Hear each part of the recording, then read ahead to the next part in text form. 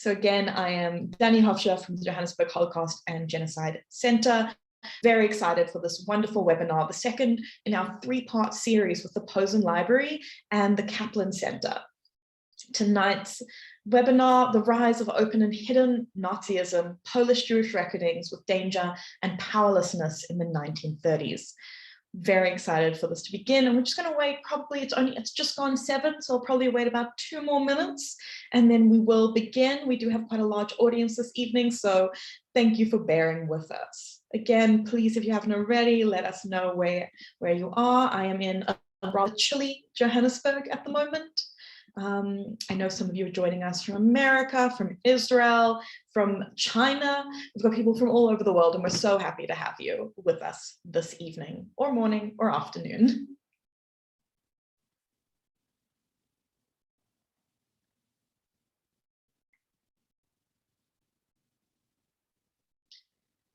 We've got Bridget, who is joining us from New Haven. Wonderful. How is New Haven this time of year? Summer in America. I'm very jealous of your summer. We'll be beginning in just 2 minutes. It's lovely. That's amazing. I see people are joining us in droves, which is always wonderful to see. Again, if you have signed up for this webinar, you are signed up for the next one, which will be on the 16th of June. And you will receive the recording of our first webinar as well, so you can understand the full series. So therefore, we will give you as much Jewish culture and civilization content as we can.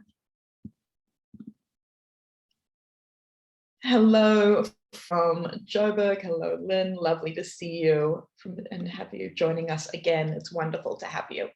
So we're going to wait just one more moment, 1 more minute, and then we will begin.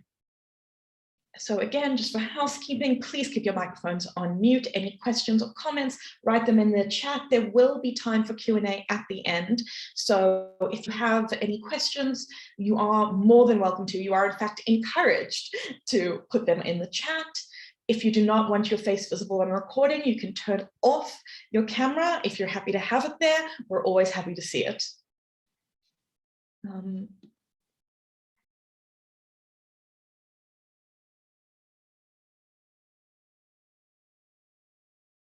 Just a few more people coming in. Wonderful to see everyone.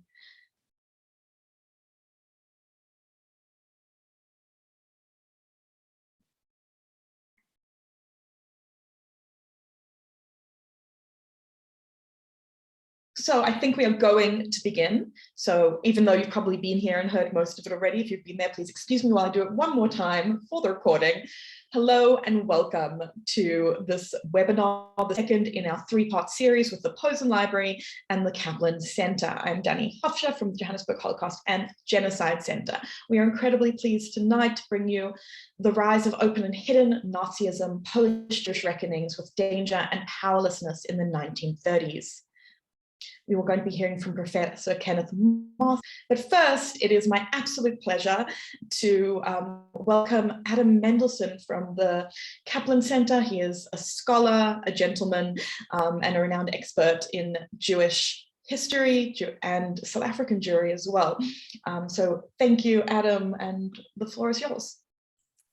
Thank you, and good evening, everyone, and welcome to the second of our 3-part series that highlights the extraordinary riches of the Posen Library of Jewish culture and civilization.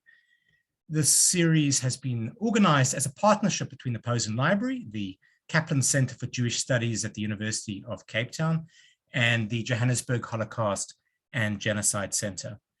Last week, we heard from Professor Deborah Dash-Moore, who spoke about the emergence of Holocaust consciousness in the decades after World War II. Tonight, our speaker is Professor Ken Moss, whose topic is the rise of open and hidden Nazism, Polish Jewish reckonings with danger and powerlessness in the 1930s. And on the 16th of June, our speaker is Professor Samuel Kassel, who will speak about Jewish writing during the Holocaust. All 3 of our presenters are editors of volumes that appear in the Posen Library. But what exactly is the Posen Library? This short video provides a taste of what it contains.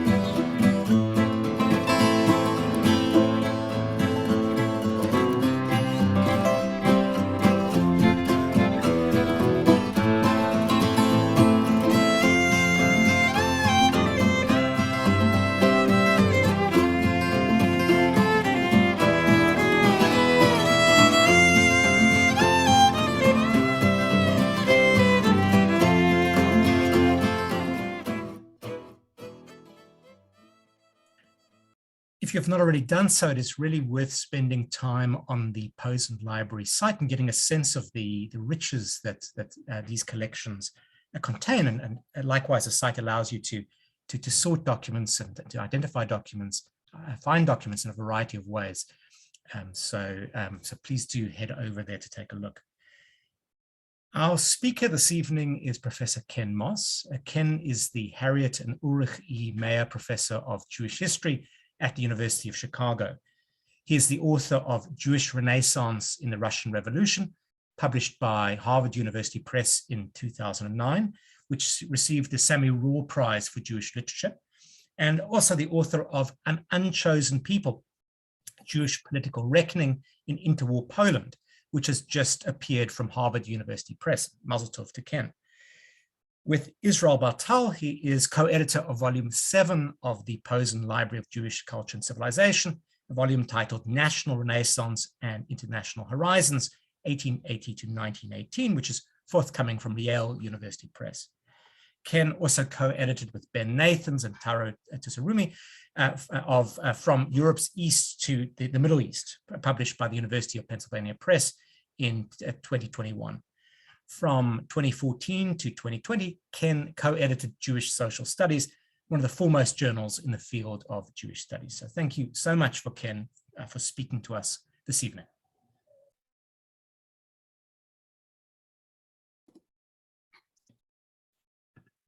Let me begin by extending my thanks to the University of Cape Town Isaac and Jesse Kaplan Center for Jewish Studies and Research, and to the Johannesburg Holocaust and Genocide Center, and to all of you for your interest today. I begin with a quote. Even Trotsky has begun to believe that Hitler will remain in power for some 10 to 20 years.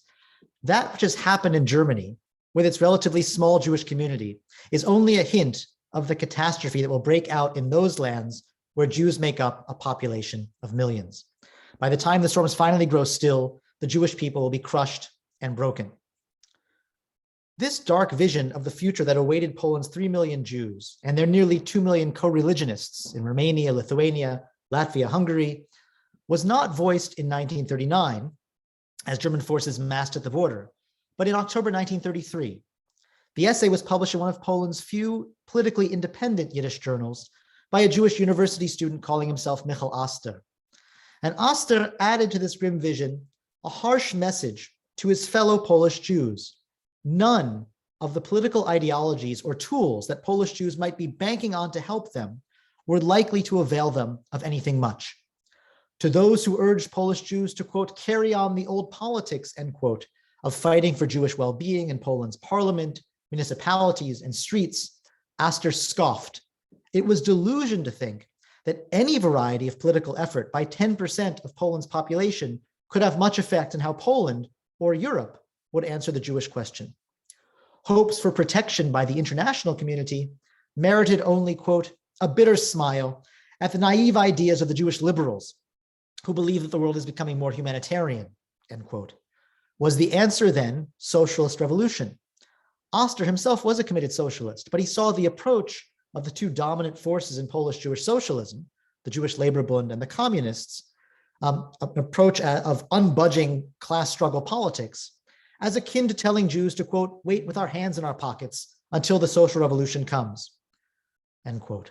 The lesson to be drawn from the terrible ease with which Nazism had just won power in a country with a robust constitutional order and a powerful left was that radical right ideas were winning and would likely hold power long enough to do terrible harm.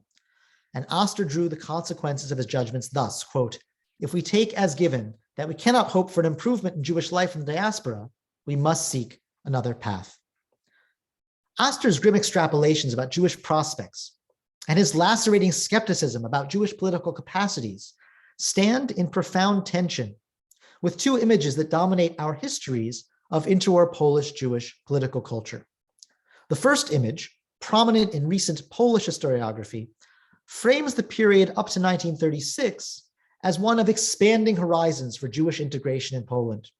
After all, between 1926 and 1935, Poland was under the rule of the semi-authoritarian but moderate Pilsudski regime, which formally at least rejected anti-Semitism and fitfully pursued a politics of inclusion toward Poland's minorities, including Jews. Second, Oster's sense of Jews' essential political powerlessness contrasts sharply with a second image much cherished in my old field of Jewish studies, that Polish Jews, though divided ideologically, were united culturally by a vitalizing belief in their capacity to substantially shape their future if they but chose the right forms of collective action. As my fellow historians of interwar Polish Jewry know, of course, grim visions of Jewish futurelessness in Eastern Europe, like Oster's, were hardly rare, even as Pilsudski's regime stretched a thin membrane of semi-authoritarian quiet over Poland's divided society, and even as Jewish Polonization quickened at the cultural and linguistic level, growing numbers of Jews of all varieties were driven toward the view that Jewish prospects in Poland and Europe generally were rapidly darkening. Already in January 1931, after a year-long investigation of Polish Jewish life, the sociologist Janka Leszczynski, who at the time stood close to the Diasporas Bund, concluded that Polish Jews across all divides had been seized by what he called a pogrom mood and panic mood, end quote. And their main question had become, quote, to where should one emigrate, end quote. So what claim should all of these Oster types have on our histories of Polish and East European Jewry? Should we hail them as prophets, dismiss them as pessimists?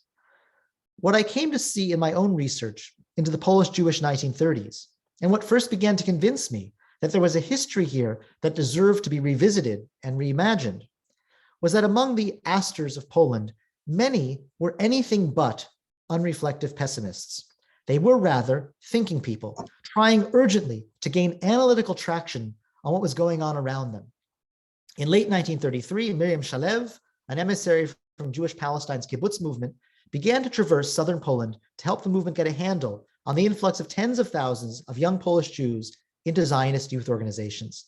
And Christina, would you mind bringing up the first of the slides that I sent along for the attention of our viewers? That's the book. Yes, thank you. Sorry. And now forgive me, that's somehow taken over my screen, and I need to convince the screen to let me have my talk back. Yes, good. All right. So there we have, somewhere in that mass of young folks is the woman who I made reference, Miriam Shalev. What Miriam Shalev found in small towns like this one in the Rovna region both upset and impressed her. She was upset to find that the young people flowing into these Zionist organizations were for the most part not true believers. They were often indifferent and skeptical regarding core Zionist ideals about Hebrew and Hebraization, about labor, about the new Jew to be created in Palestine. But she was impressed by the intellectual intensity and wide-ranging reading with which these young people, quote, seek an answer for their many questions, bearing on both Poland and Palestine, questions about the nature of nationalism, the sources of ethnic strife and hatred, and, quote, the source of anti-Semitism, end quote. Miriam Shalev's reports are several of many sources that, taken together, point us to a quiet revolution in the character of Polish Jewish political thinking at the grassroots. As the 1920s gave way to the 1930s, a significant number of Polish Jews moved simultaneously toward profound skepticism about all of the old ideologies that had seemed to offer keys to Jewish life in nationalist Eastern Europe, and also a turn toward trying to understand the processes taking shape around them, seeking reliable sources of information, and trying to ascertain what, if anything, they could really do as individuals to change their own situation. Now, part of the book I've just now published on the basis of this research, and Unchosen People, consists in elaborating the social history of this uninstitutionalized but widespread transformation in Jewish political outlook. But I want today to foreground, in the context of our talks and your series, to foreground a second central concern of this work, more in the domain of intellectual history, the history of culture, and in a somewhat paradoxical sense, the history of politics. In particular, I want to anatomize for you some new species of Jewish analysis and cultural and political endeavor that began to crystallize at the fraught intersection of two dawning recognitions. First, that there was ever more reason to fear that Europe's political trajectory presented grave dangers to Jews, And second, that contrary to the grand hopes that had begun to emerge in the 1890s, Jews themselves actually possessed quite limited capacity to shape their own communal fate. Now, before I turn to this dimension of the argument in earnest, one bit of context has to be sketched more fully. Perhaps you are asking why growing numbers of Polish Jews were growing so worried about their political future, even in the relatively stable Pilsudski years. Now, here I have to risk controversy and hazard some claims about the trajectories of the kwestia żydowska, the Jewish problem, in interwar Polish political culture. The Sanacja regime under Pilsudski did, as I said, generally offer an inclusive vision of Polishness. But already by the end of the 1920s, there was growing reason to doubt that the regime had the will or the power to impose a tolerant answer to Poland's long-standing and festering Jewish question. And it was growing clearer that that question was indeed festering in ever-widening swaths of society. It was not just that Poland's mainstream nationalist right, the Sanacja's main opposition, the Endecja, had by the end of the 1920s wholly embraced a vision of Jews as a grave, malign threat to Polish national well-being, and the right was working assiduously to spread this view at multiple levels of Polish society. Of course, attitudes in that larger society toward the country's large Jewish minority, who made up about 10% of the population, remained deeply divided. But increasingly, there were unignorable signs that the image of Jews as a grave problem for Poland was finding traction well beyond the organized right. And Christina, perhaps we can see that rather ugly cartoon from a popular humor paper, which gives you some sense of a certain range of sensibilities. So as I said, there were unignorable signs that these ideas that had taken over the organized right were beginning to spread well beyond it. In 1931, the young scholars Alexander Herz and Łucja Kipowa investigated the political attitudes of some 500 rank-and-file members of Poland's Border Protection Corps. Run by the Interior Ministry, the Corps was supposed to be a bastion of the Sanatsia's relatively inclusive vision. But Herz and Kipowa, both of whom were fervent supporters of the regime, discovered to their horror that the, quote, large majority of our students actually show profound and sincere investment in anti-minority views, and were particularly convinced of the szkodliwość Żydów, the harmfulness of the Jews. Nor was the regime, despite its politics of toleration, insulated from this popular sentiment. In early 1934, the quite circumspect head of the Jewish Joint Distribution Committee in Warsaw, Zvi Gitelman, perhaps we can see a slide of him, privately reported, there he is with the mustache, privately reported that anti-Jewish sentiment had become so robust in parts of Polish society that the Sanacja regime had to accede to it, for, quote, any minister who treated the Jews fairly would cease to be minister, end quote. Then too, starting in January 1933, Polish Jews merely had to look across the border to Germany and soon enough to Austria to see how quickly a politics of enmity toward Jews could win power even in countries with much stronger liberal and socialist movements than Poland had. Now here, let me be clear.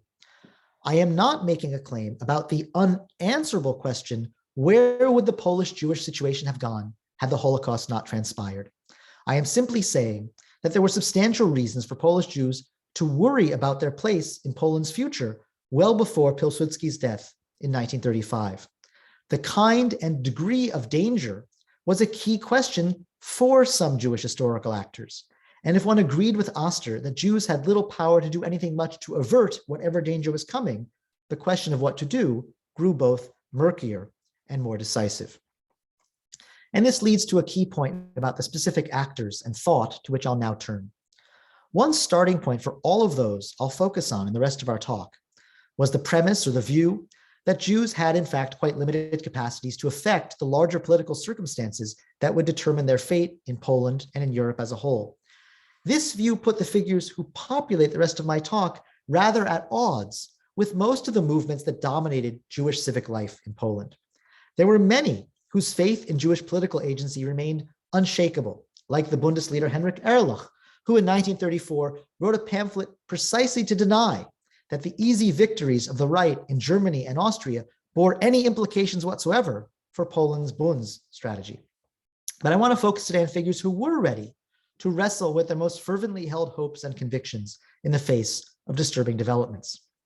The Vilna Yiddish philologist turned sociologist Max Weinreich is a case in point. Weinreich had been a fervent Bundist from his university days, but by the early 1930s, he had quietly come to believe that no form of Jewish political mobilization could have much effect on Poland's trajectory. Convinced that Jews would not be allowed back into the middle class when the Depression ended, he began to ask whether the goal of Polish Jewish social policy should be to help Jews acclimate to lives of manual labor, not least, as Jennifer Young has observed, on the model of how Booker T. Washington had attempted to shift the project of African-American uplift from seemingly feudal political struggle to slow communal bootstrapping. In turn, Weinreich turned most of his considerable intellectual energies to the problem of how to shore up Jewish confidence, psychological endurance, and subjectivity itself in the face of what might be permanent exclusion. In 1932, the Vilna YIVO Institute, under Weinreich's direction, began to gather a large corpus of autobiographies written by Jewish youth across all swaths of Polish Jewish society. Weinreich himself launched the first analysis of this corpus.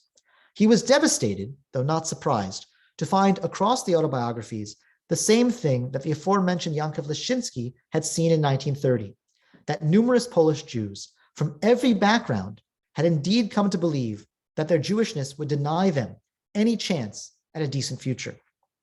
As a social scientist, Weinreich was moved by this toward new sorts of diagnostic thinking about what effects such an outlook was having on the Polish Jewish self.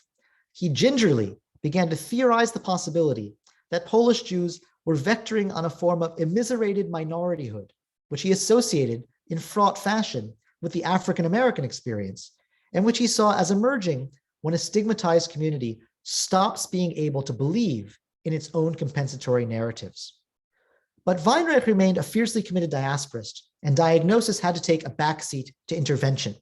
He argued furiously that this growing sense of, quote, not feeling at home in our home, end quote, was itself a dangerous pathology because it undermined the Jewish will to struggle for a future in Poland precisely when Jews most needed to. Weinreich demanded that his generation find the, quote, secret that would allow Polish Jews to mobilize their energies for defending East European Jewish life. Weinreich himself, father to two adolescent sons in the 1930s, sought to put this view into practice by founding a Vilna region diasporist youth organization called BEAN, which sought to reorient Jewish young people toward manual labor and a habitus of self-respect. And here we see one of many BEAN chapters that Weinreich was involved in. Others shared this preoccupation with ways to shore up the wounded Jewish subject. Even in circles of committed Jewish socialists, circles whose dialectical faith armored them against doubt, for after all, rising reaction and suffering could paradoxically prove that revolution was around the corner. Even in such circles, we can see in this period a growing concern with countering despair. Writers for the Yiddishist youth journal Der Chaver, like the pro-communist pedagogue Helena Chatzkels, clearly felt that they had to address head-on the growing litany of rightist victories around the world, from China to Vienna to Ethiopia. Their readers were undoubtedly hearing about these elsewhere. The pieces that people like Chatzkels wrote for Yiddish-speaking young people about global political disaster were relatively unflinching, but they also always carefully tended the flame of continued faith in the masses and in revolution. But what about those who thought that the future becoming present might be considerably worse for Jews than mere social hostility, economic woe, and associated psychic suffering? Some of my fellow scholars tend to dismiss this kind of question as teleology, but that won't do, because there were plenty of contemporaries who asked precisely this question quite urgently and began to investigate the disturbing political phenomena around them with new eyes and tools. The older default outlook of the Jewish ethnic intelligentsia, or at any rate the progressive wing that dominated both its diasporist and its socialist Zionist lobes, was broadly historical materialist in its assumptions about the relationships of politics and culture to economics, about the slow conjunctural character of social change in capitalist societies, and about the essential rationality of interests. But in the early 1930s, we find three new lines of analysis that tried to move beyond this Marxian grammar. First, some turned to psychological theory to wrestle with whether political enmities like anti-Semitism might be determinants of culture rather than masks for more naked interests. By 1932, the diasporist pedagogical theorist Avram Golem, and we have a slide of Golem made by his students in happier moments. Back to that illustration, yeah, that's Golem. He was a famously active and enthusiastic teacher and innovator of science education in Yiddish and all sorts of other things. But at the same time, he was quite unhappily immersed in a project on the psychology of hatred and anger.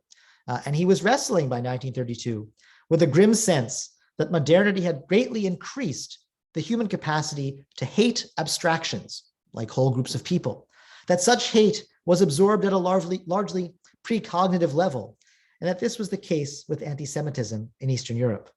Piquantly, he compared the absorption of anti-Jewish hostility in the home and school with the ways that, quote, in America, dogs used to be trained to feel hatred toward Black people, end quote. As some analysts took this kind of psychological turn, others groped toward political anthropology.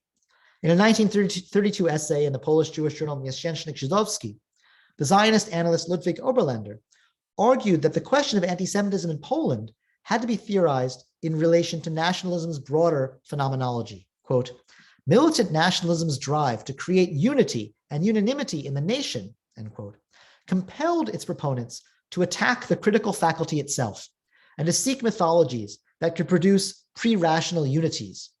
In this context, right-wing nationalism's turn to anti-Semitism in Poland and across Europe was somewhat accidental, because presumptions of Jewish malignity were already commonsensical for many because of the deep roots of this in Christian culture. Anti-Jewish mythology was a kind of easy, lowest common denominator myth. But contingency was no consolation. Oberländer predicted to his readers that this nationalist cultural assault on Poland's own civil society in the name of anti-Semitism and national unity would succeed in attracting growing swaths of Polish society well before it collapsed under the weight of its own empty myths and promises. And in the meantime, it might do quite a lot of damage to Jewish life. There was, on the whole, much less readiness to think about pathologies of nationalist political culture in competing diasporist circles. But a few diaspora socialist intellectuals began to redirect their materialist instincts toward new structural theories about what a changing relationship between state, nation, and democratization might mean for East Europe's Jews.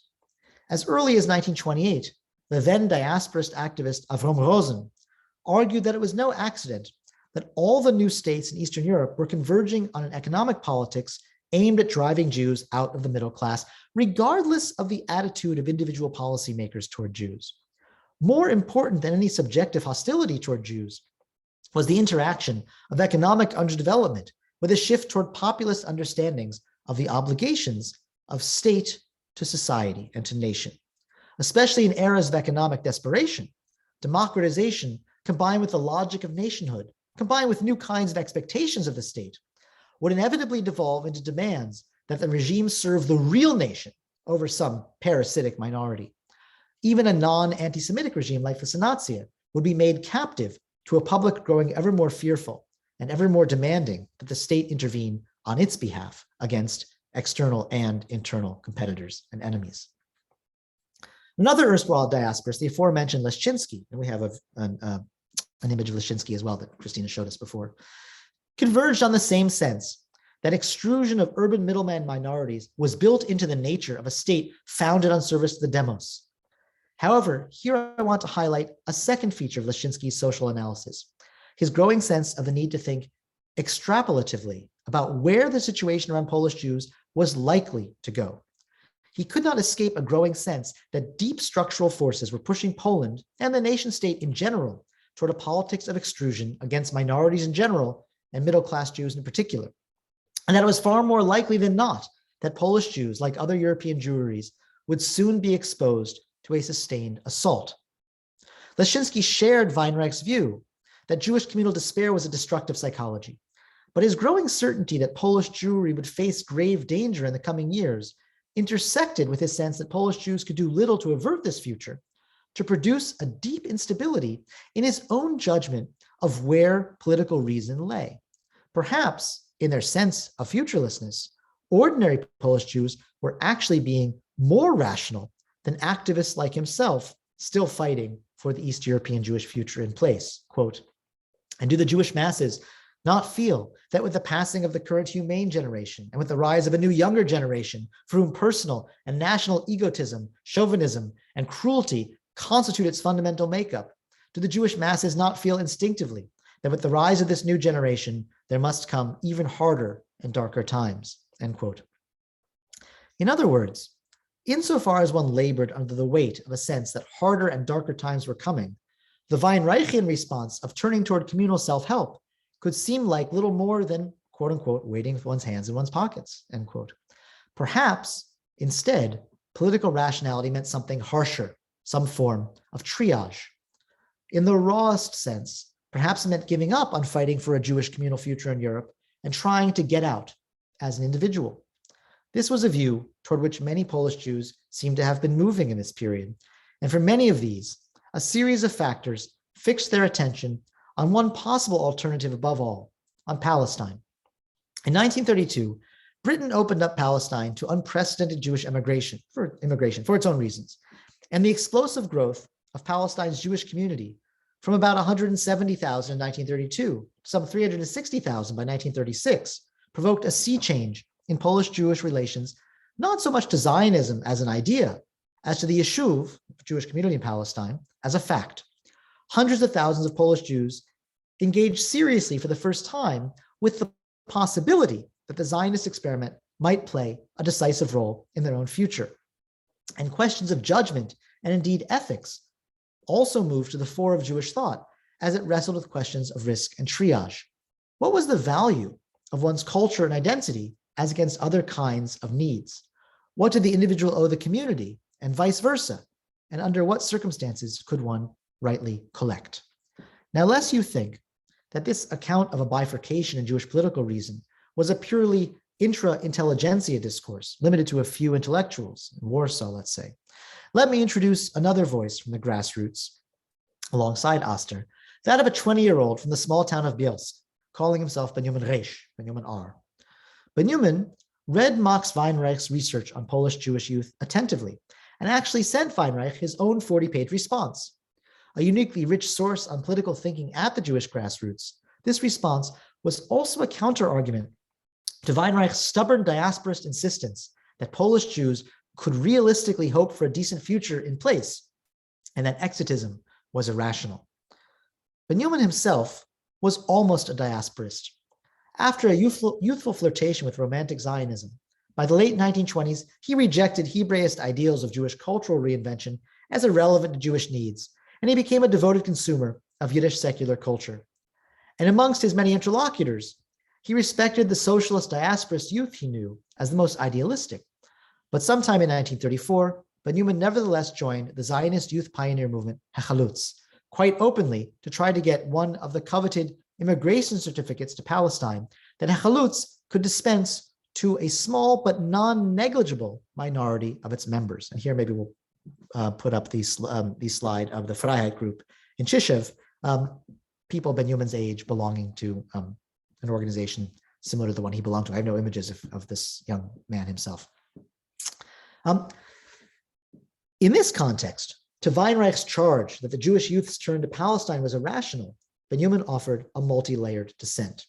Based on wide reading as well as direct experience, he elaborated an extrapolative argument about the trajectories of Poland and Europe. Anti-Jewish sentiment was spreading beyond right-wing circles to infect the peasants he encountered as a village tutor, and even Polish workers, though his fellow Jewish socialists were loath to admit it. Quote, one talks about the right-wing youth, but one means the workers, end quote. He dismissed hopes that all this was a flash in the pan due to the Depression. Quote, we Jews began to feel a specific national oppression even before the economic crisis, end quote. And right-wing victories in Germany and Austria drove Benjamin to a further predictive conclusion.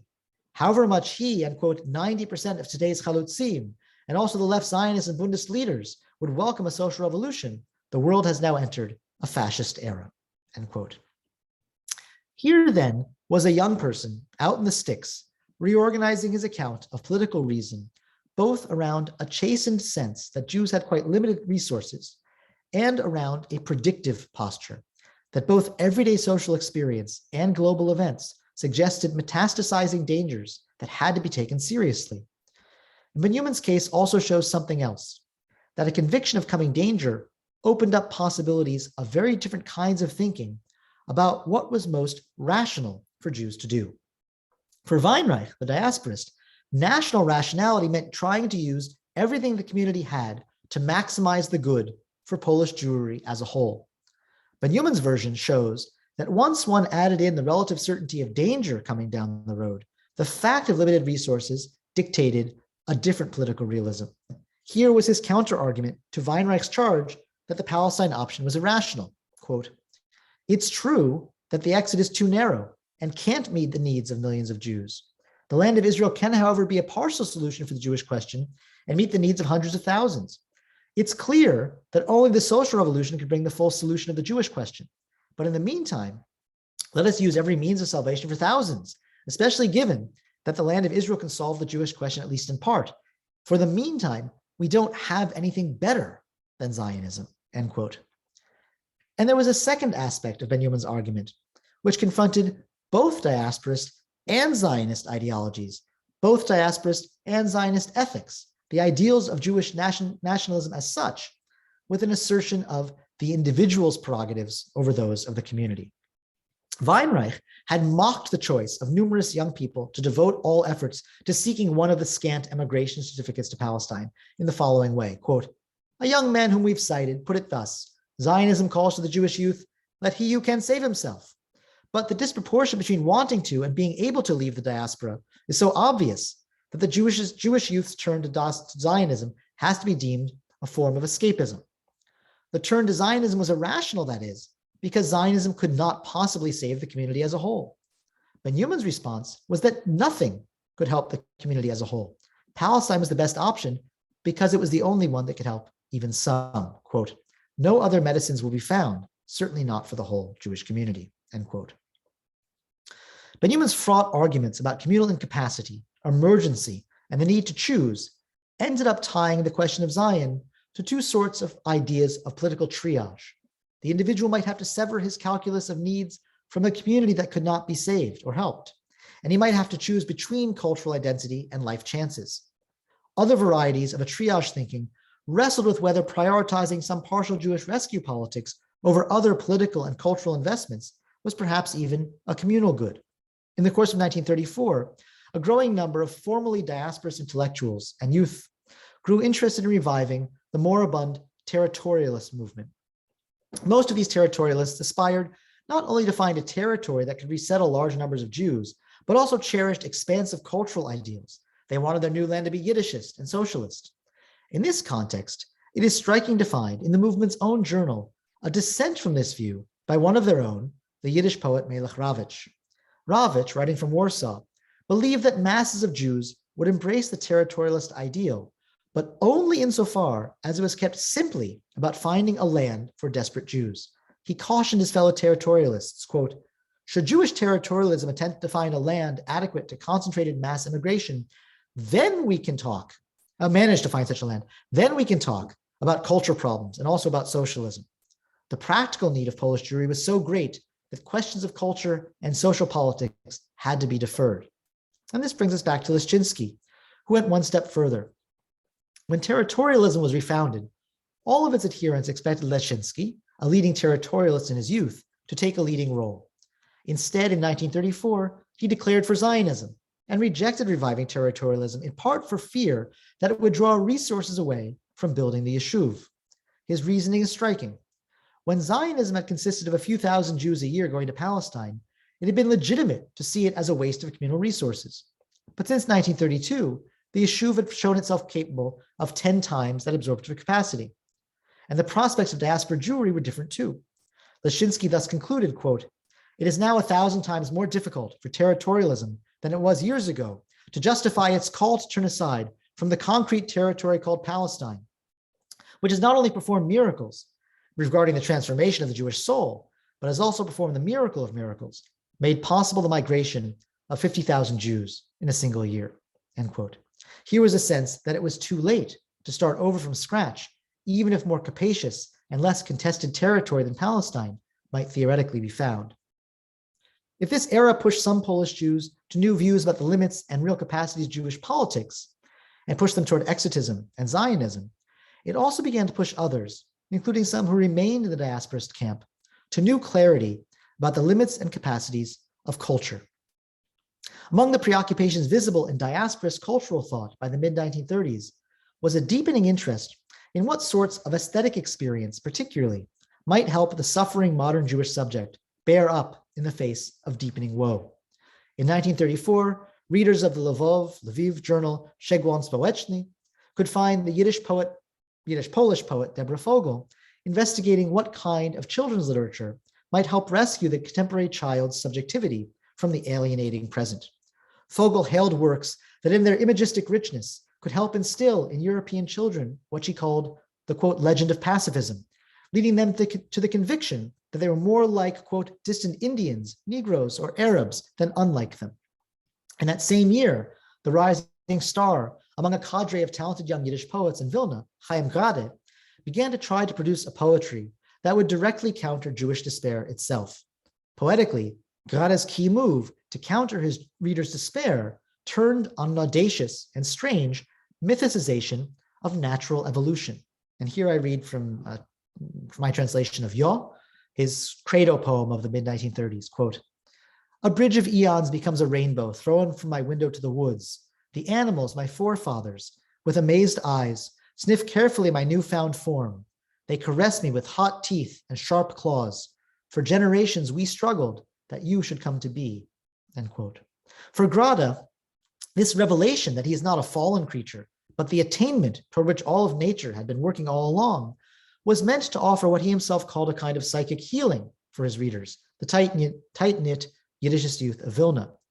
His poetry itself signals this outward-facing commitment in its careful attention to the practical means by which such a manifestly fictional vouchsafing of human value is to be internalized. He registers in advance that the subject seeking to overcome despair had to will the heart, as he puts it, to believe this manifestly fictional myth repeatedly as a kind of spiritual exercise via aesthetic experience, also in the difficult coming days. In this sense, we might see Grade and Fogel both starting down a path of 20th century thought about imagination's powers, well captured by Cora Diamond's remarks on Socrates via Martha Nussbaum, that a substantial part of human freedom turns on the, quote, capacity to transform one's situation by the exercise of creative imagination, end quote. But we also shouldn't miss the painful limit that Grade felt compelled to accept. Grade was a deeply political person and poet. The poems with which he first made his name in the same period were written in direct reaction to what he called present-day world catastrophes from within a manifestly leftist worldview about the nature and trajectories of injustice. But Grade resolutely refused to offer his readers any false hope that Jews had it in their power to do anything about the catastrophes unfolding around them, except endure them. In Grade's poetry, affirmation of the world cannot change the world, which will remain just as catastrophic, he tells his readers, in coming days. At best, poetry can only help transform the subject's relationship to his or her own experience. Quote, yes, which means my destiny is my virtue, end quote. For figures like Grade or Fogel, shoring up Jewish subjectivity against what was coming might be the best one could do. For others, little different from them in sociological or ideological starting point, like Oster, Lashinsky, or Benjamin Reisch, realism meant acknowledging that nothing much could be done for the whole community, but that something substantial might be done for a non-negligible minority thereof, a politics of triage. Inevitably, this forced ethical questions to the surface. At the close of his 1935 book about Polish Jewish youth, Max Weinreich basically charged those seeking exit with betraying the community. Benjamin Reisch responded by asserting the individual's prerogative to seize whatever chance of betterment the world really offered. Finally, let us also recognize this debate was complicated by a third position relating to the question of one's children's future. In early 1932, the Zionist activist Alter Druyanov wrote a searching account of the older generation of small-town Zionists he had met in Poland during a 6-month tour. In particular, he observed that not only had they continued to donate to the Zionist cause even as the economic bottom fell out, but that they did so not knowing that not they, but only the younger generation, at best their own children, stood much chance of benefiting from it. They were, as he put it, bringers of a burnt offering, a sacrifice from which only others might benefit. Equally striking are diasporous testaments to the spreading readiness of non-Zionist families to encourage both sons and daughters to invest all their efforts on trying to get to Palestine. In 1934, the Yiddishist educator Gershon Orinsky wrote from the small town of Pruzhany that now it was common for the parents to urge their children to try for a Palestine certificate. Himself founder of the town's Yiddishist diasporous school, Orinsky was talking not about Zionist families, whom he didn't really know, but about his own socialist diasporous circles. Here were parents with no connection to Zionism, urging their children to invest all efforts in trying for the golden ring of a new life in distant Palestine. Here too was a form of triage thought taking shape at a fraught site between communality and particularity, and perhaps beyond them. So let me conclude. I have today sketched two broad lines of a revisionist argument about Polish Jewish life and thought in the 1930s. First, I've tried to show that at the interstices of a world of Jewish political thought organized around siloed ideological certainties, there was also a rapidly expanding body of Jewish analysis that groped beyond progressive assumptions toward darker insights about the dynamics of nationalism and the nation state, the powers of enmity in politics, and the ways minority populations could be subjected not only to particular kinds of damage, but also to particular exigencies of choice. Second, I've explored a recasting of Polish Jewish politics and culture around newly skeptical thought regarding what culture and politics could each actually achieve, around the movement of Palestine to the center of Polish Jewish horizons, and around fraught choice among incommensurable communal, individual, and familial needs. All the forms of thought I've been addressing were in one sense secret sharers. Their starting point was pained renunciation of the hope at the heart of modern Jewish politics since the double birth of Jewish nationalism and socialism in the 1880s, and perhaps indeed since the birth of Jewish liberalism in the mid-19th century, namely that collective Jewish political action could substantially determine Jewish communal fate. What divided the far less hopeful forms of thought I've examined was the question that followed from this conclusion about Jewish incapacity, whether the proper response was to seek new ways of helping the whole community weather the storm, or whether the likely scope of what the community would be subjected to dictated a stance of triage and salvage. Thank you. Thank you very much, Professor Moss. It's really a fascinating talk, not short of pathos for all sorts of reasons. And then certainly listening to it, you've changed my thinking about Jewish thought in Poland in the 1930s. And obviously it's a talk which resonates in our very uncertain populist present, and also for a whole variety of ways in contemporary South Africa as well. So all sorts of really a fascinating and very thoughtful presentation. Thank you.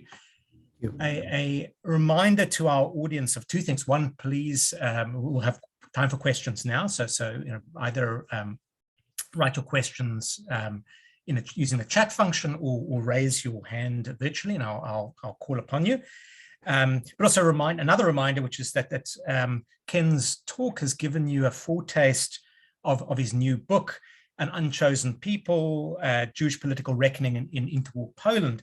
And so please do consider adding it to your bookshelves and reading lists, as well as his addition to the Posen library, which he's co-edited and which is forthcoming, which is titled National Renaissance and International Horizons, and which covers a period from 1882 to 1918. So I certainly have a whole long list of questions, but let me not, I might abuse my position as moderator to ask some of them, but if there are other questions, please do share them using the chat function or to raise your hands virtually, and I'll call upon you. So I will then ask the first question, which is relates to another book which is relatively recently released, which is Jeff Weidlinger's book about the post-World War I period, or I suppose late World War I and then post-World War I period. And my question relates to what role, if any, does memory of that trauma and then horror described by Jeff in his book, what does that play? Does it play a role in informing the thinking of the people that you're describing so eloquently? is this on their minds? Is this something which they consciously are referring to, or are they very much sort of focused on Poland of this interwar moment? Yeah, it's a great question, Adam. And I think surprisingly, I'm still surprised by how little attention they retrojected in thinking about that moment.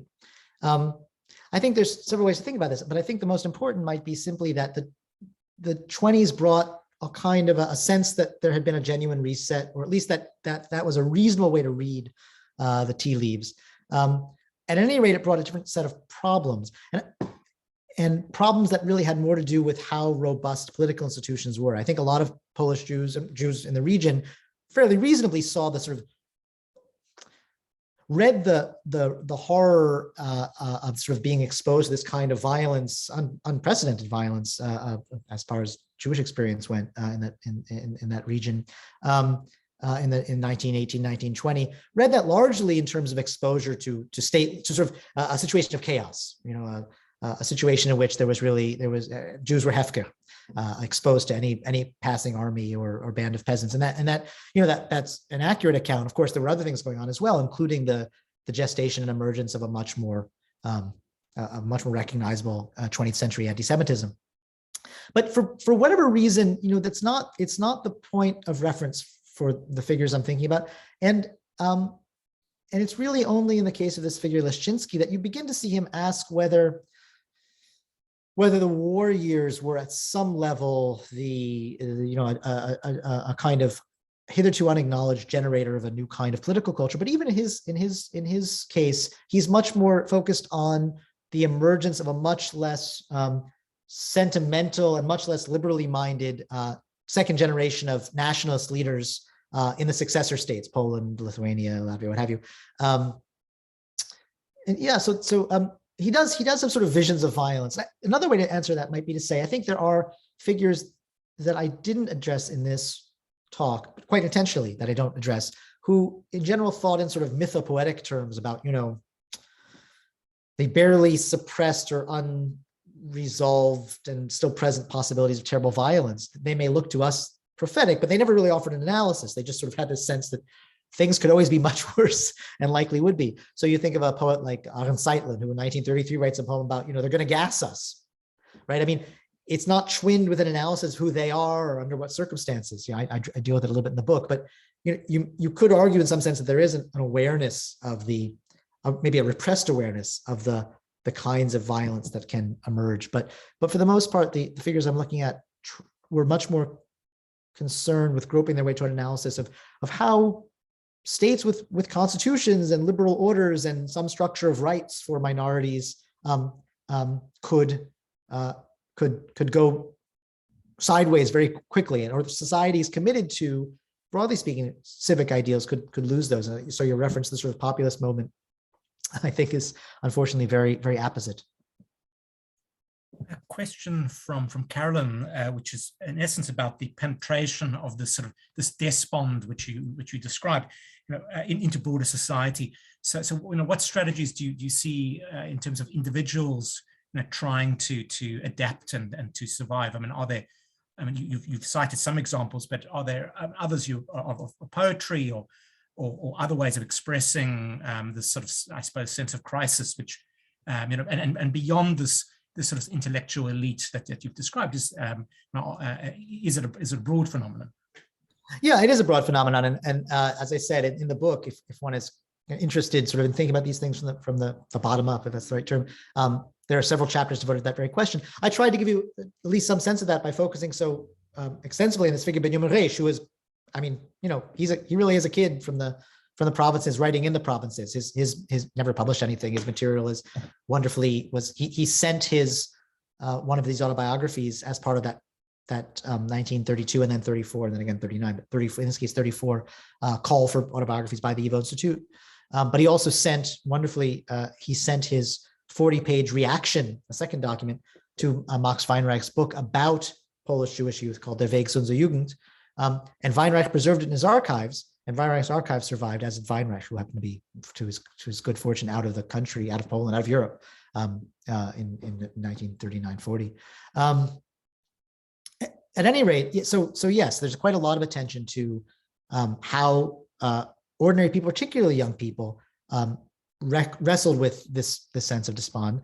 One of the things I spotlight that I didn't have a chance to talk about much here is what's very clear is that there was a widespread sort of ambient skepticism with all of the organized political views on offer. And one of the things you see if you look not from within the kind of archives generated by the various competing parties and youth movements, but if you find sources that look from the edges, so the source that was very important for me turned out to be the reports of shlichim, of these people sent by the kibbutz movement to Poland, people like Miriam Shlemovitz-Shalev, whom I cited. They were sent to get a handle on something that nobody could understand, which is why so many young people were flowing back into Hechalutz, in this pioneer group, at moments when actually the situation for the Yishuv in Palestine looked rather crummy, and its prospects looked rather crummy before the British reopened immigration in mid-late 1932. You already have this influx, and then the influx just continues and grows exponentially. The movement sent people to figure out why, but also to get a handle on these young people and also sort of bring them into the right mindset and inculcate in them the right kind of ideology. And what these folks do is they send back reports. A lot of these reports have sort of Zionist socialist boilerplate about this and that about the youth, but a lot of them also betray the observers' sociological quiddity and surprise and searching inquiry as to what's driving these kids. Because one thing that's very clear is a majority of those flowing into Hechalutz, for instance, the youth pioneer movement, had no previous connection to Zionism of any sort. And there's even a little bit of quantitative data, which suggests it's about 60% in 1933. And you get the sense of, and there's all sorts of sources that I bring in the book about young people really doing something rather surprising, being very skeptical about the whole cultural dimension of the Zionist project. You want us to learn Hebrew and you want us to sing these songs and dance these dances. Some, of course, were excited about this, but many said, I'm not going to pretend. Some people say, I'm simply not going to pretend to be interested, but I do want to get out. And not only do I want to get out, I want to know from you, and these are teens talking to 20-somethings, but 20-somethings who knew something, have been educated. I want to know from you how to think about the world. What are the sources that I can get that will give me a handle on what's going on around me? So there's a lot of reading, a lot of search for this, a lot of inquiry and search for information. And to speak to your question about poetry, there is also, I think, rather parallel to this, there are a whole host of other forms of seeking meaning. Some people call it compensation. There's a great debate at the time, as in retrospect, about whether we should sort of pathologize this sort of behavior as kind of a search for compensation. So something like Max Weinreich tends to think of it in those terms, using psychological categories. But we may not want to judge anyone in those terms. But certainly there's a sense from many sources of especially young people, although not only looking for redoubts of meaning and alternatives. And I'll end by saying, I've plugged my own book, which is a little bit grody, but I'll plug a book that I hope all of you already have on your shelves. It came out many years ago, which is a wonderful selection of about 15 of these, what ended up being about 600 of these youth autobiographies translated into English from Yiddish, Polish, Hebrew, called Awakening Lives, still to be gotten your hands on it. And you'll find there wonderful, fascinating voices of young people, some of whom you can see really are looking for, if not a practical way out, then maybe new forms of meaning. I was primarily interested in asking about those who were, in some sense, beginning to think about practical ways out, insofar as there were any at all. Thank you for that answer to the question. In fact, I think your answers also mostly answered questions by two others as well. Michael Levy was asking about what you were referring to when you relating to triage, and that I presume that sort of realism and sort of urgency, which you described, very much points to that. And likewise, Bev Price's question about the penetration of these motivations down to the level of the ordinary everyday folk. And another question relates to the appeal of more radical options on the left, particularly the appeal of communism and the Soviet Union at the time. Do you see that too, that there's a draw, particularly amongst those who are despondent, seeing communism as the answer, or is that not a realistic, again, an alternative in this sort of this urgent moment that you're describing? There very much is that draw. I think that any reasonable analysis suggests it's considerably smaller than the at least part, sort of temporary draw of Zionism. But I should note, I'll answer that question, step back and say, one of the things you also see, as I talk about this sort of skepticism, is people move through organizations. So plenty of people are leaving Zionist organizations out of the sense that, actually they don't stand much chance of getting one of these certificates, even as others are flowing in. So there's this constant movement. The same is happening with communism. Certainly when Max Weinreich, who himself, as I said, is close, he's a diasporist. He's very committed to any of the range of views, or he's supportive of any of the range of views that try and figure out how Jews can make a sustainable life for themselves in situ, and for him that's linked to preserving Yiddish culture. He's an unhappy observer of what he sees as quite parallel turns to Zionism and communism. And what he sees them having in common, and this is, I think, at least, I'm not sure he's totally right, but it's a starting point, is that both of them imagine that the only possible solution will involve either radical transformation of one's own circumstances by getting out, or radical transformation of the entire region's circumstances. And both of them make claims to realism that his own movements, at least at the time in the early 30s, can't make claim to, which is, perhaps you might think it's a rather terrible fact, but obviously, communism had demonstrated its capacity to engage in large-scale transformative political violence, right? And so, if you're living in a place like Vilna, near the Soviet border, it's very, it's easy enough to imagine that, maybe Stalin will just invade and take over, which of course he does, in parts of Poland in '39, with interesting and very complicated consequences for Jewish life and survival. So you do have, for instance, substantial numbers of young people, and not just young people, who turn to communism. And even more interesting, you do have at least some evidence of interest among people who really don't have any particular tendency, ideological commitment to the whole dialectical Marxist and materialist sensibility. And that's more interesting to me because it's parallel a bit to some of that same turn toward very practical, searching, negotiated and provisional connection to Zionism. One of the things you see in 34, very briefly, there's some hope that the Birobidzhan experiment, this idea, sort of this declared Soviet intention to create and sort of legal creation of a Jewish autonomous region in the Far East, there's brief and largely illusory hope that substantial settlement possibilities will be extended to non-Soviet Jews. And so sometime in 34, at least according to some sources of the time, there's real excitement amongst very desperate small town Jews about possible settlement in Birobidzhan.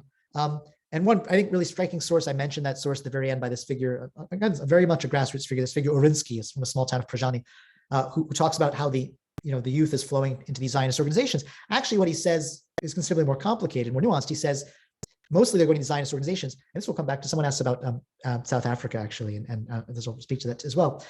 Mostly they're interested in Zionist organizations because that seems like the most realistic option, actually, for maybe actually getting out as an individual. But as soon as anyone gets to anywhere in the shtetl, they're interested in that. So he says 2 people got out to Cuba, and everyone's interested in Cuba. Someone's gotten out to Argentina, and then there was all this rumor about Birobidzhan, and they say, you can get to Birobidzhan, give us a passport, visa, and we'll go. So you have this, sense, these are not kids who've read Marx and then Lenin and decided, they just want to get out. So again, not everyone. There are elements certainly drawn to, and the last part of my answer to that question is say, there are elements drawn to these various radical views by general desperation, who then, when they get into those movements, certainly find structures of meaning and conviction in them, however we might judge that. So, and I certainly, one thing that communism offers, that also Bundism offers, all the socialisms offer, is, at least potentially, and you see young people who feel this way, it gives them a structure of hope in a future dialectically, that no matter how things look now, there's some alternative. And we might even want to extend that kind of, let's call it redemptive logic and historiosophical vision. There's some evidence that people find the same kind of thing in orthodoxy. At least some do. So we might want to think about that as well. Religious orthodoxy. Absolutely fascinating. Thank you. there's a specific question. Do we have time for perhaps one or two more questions, Ken, before we Sure, as you wish. I go on in my answers. No, and really, fascinating answers, and also enriching, and as I said, more reason for us all to buy and read your book. So a question about World War I soldiers asked by Mervyn. Do you have a sense of, and again, it's whether those who've again demonstrated their patriotism, perhaps though it wouldn't be for Poland, but certainly whether their behavior is in any way distinctive during this period, that are they more likely to immigrate, more likely to stay, or is it a group which we don't know enough to make any particular judgments? It's actually a question that'd be much better directed at an historian, a serious social historian like Adam, because that's a wonderful question. I don't have any alas, I don't have any sources that I know of that would allow us to answer that question with any kind of precision about large scale tendencies in subgroups. I mean, one thing that certainly is true, and in any 45-minute talk, no matter how long-winded, there's only so many things one can touch on. So one other aspect that I do try and speak about a little bit in the book that you'll find much about in work by many of my colleagues, that maybe I don't do quite as much to illuminate as they do, is that indeed there is a world of very committed Jewish Poles who are committed to Polishness, who feel themselves 100% Polish, raise their kids in Polish, for whom Polishness, and perhaps you may know some people of like this. Many of those who got out in '68 came from this kind of world. So I don't want to suggest, just as I wouldn't want to suggest there were not people who remained deeply committed to orthodox notions of divine providence and so forth, just as there were people who remained or became committed to socialist and revolutionary socialist visions of redemption through the historical process, if you will. There were many people who were and remained committed to an ideal of being full-fledged Poles. And here I come finally to my answer to your question. I think it's reasonable to imagine that, that was disproportionately true of people who in various ways had committed themselves to the work of Polish independence. And here finally is the one empirical nub of my otherwise purely suppositional answer.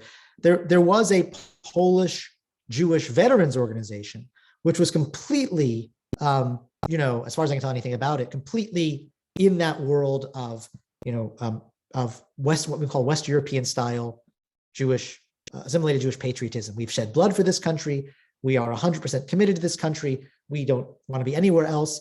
And one of the things you do see, again, I know this only on, really on the basis of very little data, and so there's much more to be said, that they begin to register sort of Zionist sensibilities by the mid-30s as well. So there are, it's what is the last thing I'll say is that there's, I'll say this carefully, that the assimilationist camp was more prone to despairing of the future in Poland and a certain turn to Zionism than was the socialist and variegated socialist camp or the Orthodox camp.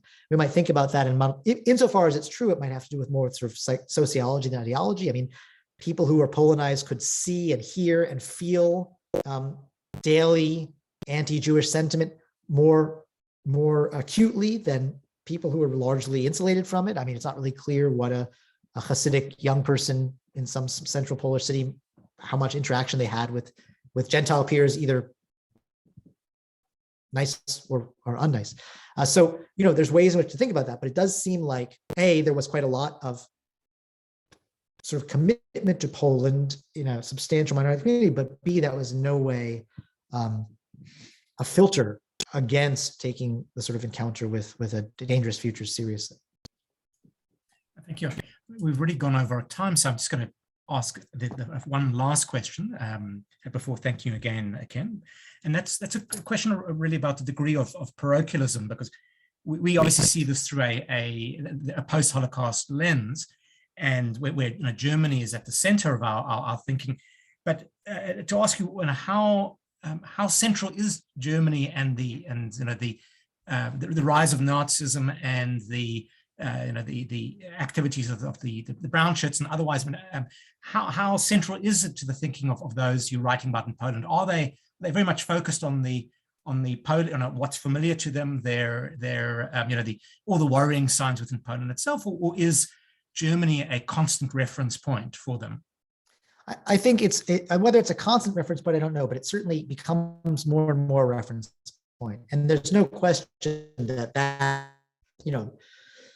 the signs of the surprising robustness of what had seemed like a crackpot marginal movement and its reach, already in 32, even before January 33 and the sort of the Nazi victory, that really does terrify people. And I think Polish Jews are aware of it. There's a book only in Hebrew by Ifat Weiss that tries to anatomize that a little bit more closely.